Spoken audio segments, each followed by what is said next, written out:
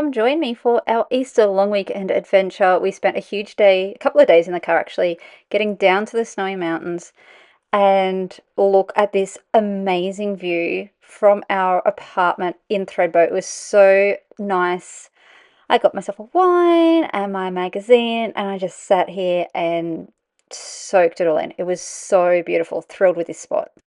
The first thing we did on day one was catch the gondolas up the top, and the boys went off mountain biking, while the other two kids and I sat around and I got some knitting done.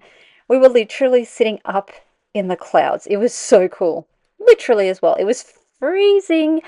I knew it was going to be cool down here. I didn't realize quite how cold it had been, like in the 30s at home. And now that we're back again, it's again in the 30s. But I did some knitting on my socks, and that was just so nice, just chatting with the kids, doing some knitting, waiting for the rest of the family to come back.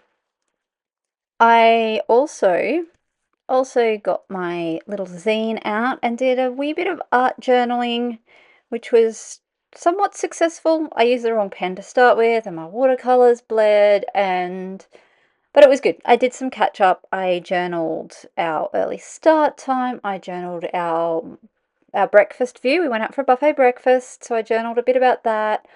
I drew a picture, a very dodgy picture, of, of the mountain and the gondolas, and this was actually supposed to be a weekend-long project, so myself and my podcast partner, we tend to do long weekend projects together.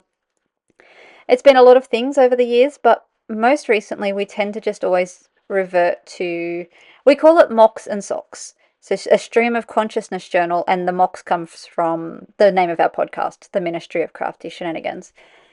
So it was just lovely, just enjoying the cool weather, again, chatting with the kids that were still with me, watching for the rest of the family, checking Stalker up occasionally, and working in my art journal.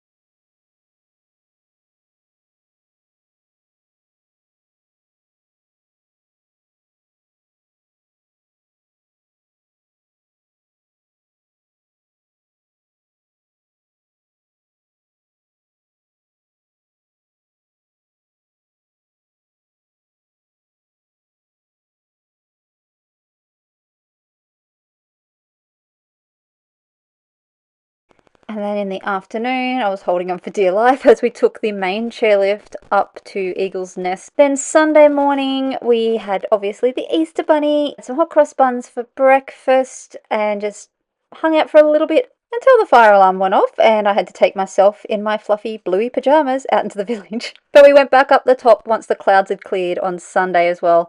It was beautiful, and 3 of the 4 kids, my husband and I, did the walk to the summit, and oh my goodness, the scenery was just amazing. The walk was tough in places, quite a lot of height being gained, so we took about a 600-meter rise in elevation just on the chairlift, and then from the chairlift to the top's about another 300-meter rise in elevation. So it was a bit steep and tough in places, but it was a good walk, and the view from the top was phenomenal, and it was super fun. Like we morning tea'd amongst the clouds. So cool. And there was still even snow on the ground from the early falls. I think that was last week. Yeah, and so yeah, there was like eyeballing the clouds. It was so cool. It was very busy up there, but it was also really fun. Everyone in line took turns taking photos for the people in front or behind. It was just this lovely sense of community and strangers coming together to celebrate being at this really cool place. And thankfully, the walk down was a lot easier being downhill. Then we went for a drink at the pub down the bottom and a final walk through the village green. Enjoyed the beautiful little creek that runs through the village. And then we wrapped up our night with the kids doing their paint your own bickies that they were given for Easter, decorating those. And then before we knew it, it was Easter Monday, the sun was up and we were on the road. My eldest did the driving for the first stint, so I got some decent reading time in before I had to drive. And that was our Easter. Obviously, I was having too much fun to take a lot of video. It was super fun though. Thanks for joining me. I'll be back tomorrow with another video.